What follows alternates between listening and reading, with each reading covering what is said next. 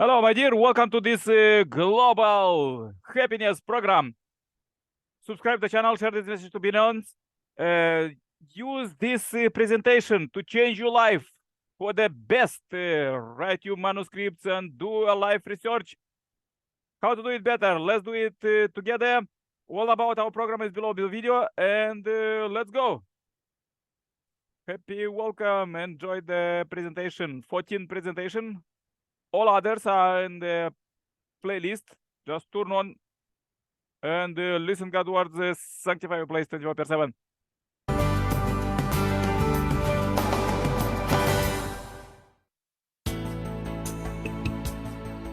Welcome back to our series on the unification principle, the path to happiness. I'm your host, Dr. Tyler Hendricks. We learned in the last session that Jesus came to make us perfect and bring God's kingdom. But he was rejected, and we still have so much sin, and we live in a world of suffering. We surely do not want to reject Jesus when he comes back, so we can benefit by learning what the Bible reveals about the turning point between Jesus being accepted and being rejected. In this session, we're going to examine Jesus' relationship with John the Baptist. He was a great religious leader in Israel, John, at the same time as Jesus. He was also Jesus' older cousin.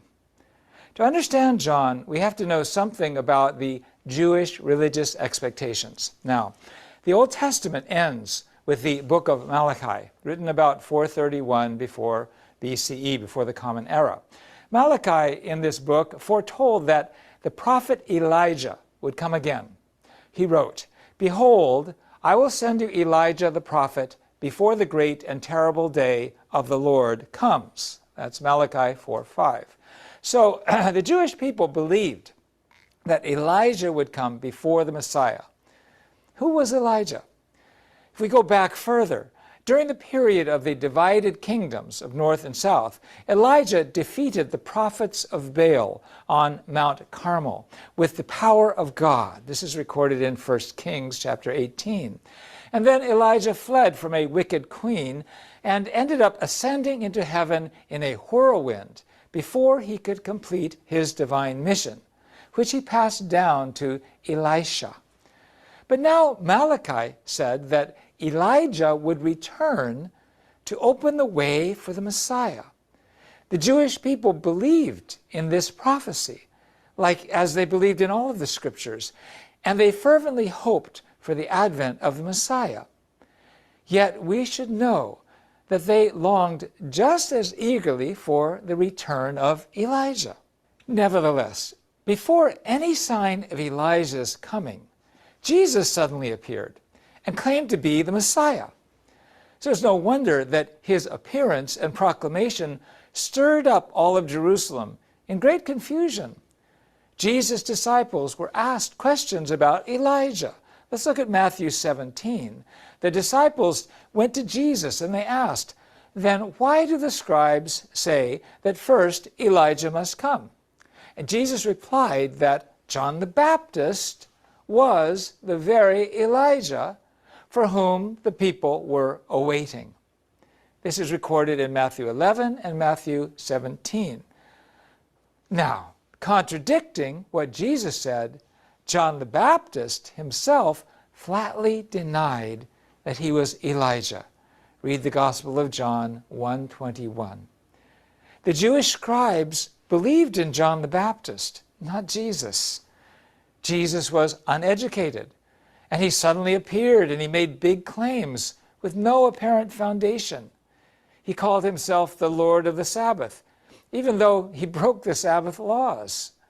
Jesus' disciples were simple fishermen, tax collectors, even prostitutes, sinners, with whom he would eat and drink when the Jewish people were fasting. But he claimed that he was equal with God and that no one could enter heaven except through him. Thus, to the Jewish people who lived according to the Old Testament law, Jesus' words and deeds appeared to attack God. Hence, it is not surprising that the Jewish leadership rebuked and mocked him and accused him even of being possessed by the devil. On the other hand, John the Baptist, He was born to a prominent family. He was the son of Zechariah, a high priest. The miracles and signs surrounding John's conception and birth were well known, and they surprised all the hill country of Judea. Furthermore, John led an exemplary life of faith and discipline in the wilderness, surviving on locusts and wild honey. He was well educated. He was famous for his powerful ministry of repentance, and he had thousands of followers. Some people even thought he might be the Messiah. So considering these circumstances, when the people of Jesus' day compared Jesus and John the Baptist, without a doubt, John's words had more credibility. Since the people believed John, they considered Jesus' words to be a fabrication, concocted to support his dubious claim to be the Messiah. Consequently, Jesus was condemned as an impostor. Since pious Jews would not even consider denying the scriptural words that Elijah must come before the Messiah, they were left with no other choice but to disbelieve in Jesus.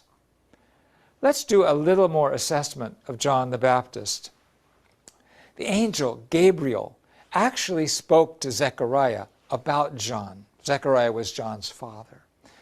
The angel told John's father, "And he, John, will go as a forerunner before the Lord in the spirit and power of Elijah, to turn the hearts of the fathers back to their children, and the disobedient to the wisdom of the just, to make ready for the Lord a people prepared for him." It's in the Bible, Luke 1:17. Now, before all of this came to a head, John shouted out, "I am the voice of one shouting in the wilderness, make straight the way of the Lord," as Isaiah the prophet said. So according to these biblical verses, John the Baptist indeed came as the Elijah, and he knew it, and his father knew it, to prepare the way for the Messiah.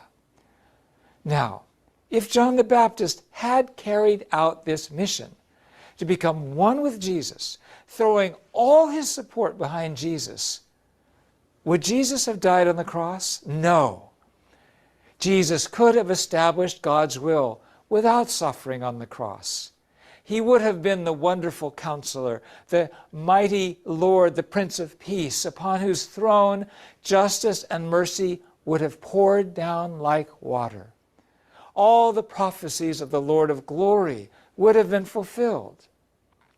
If John the Baptist had testified to Jesus and listened to Jesus and become his first disciple and brought all of his followers to Jesus and worked with the Jerusalem temple and the leadership of Israel, God's providence would have been realized at that time. God did reveal who Jesus was to John, but John neglected it, and he turned away from Jesus. He began a ministry of preaching against the king. John the Baptist strongly criticized Herod Antipas' illegal marriage. As a result, he was confined in prison and eventually executed.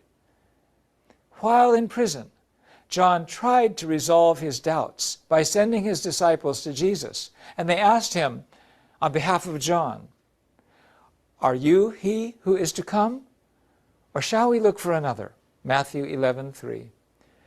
Jesus was very offended, but he answered him indirectly that he was indeed the Messiah. He said, "Go and tell John what you hear and see. The blind receive their sight, and the lame walk, and lepers are cleansed, and the deaf hear, and the dead are raised up, and the poor have good news preached to them. And blessed is he who takes no offense in me."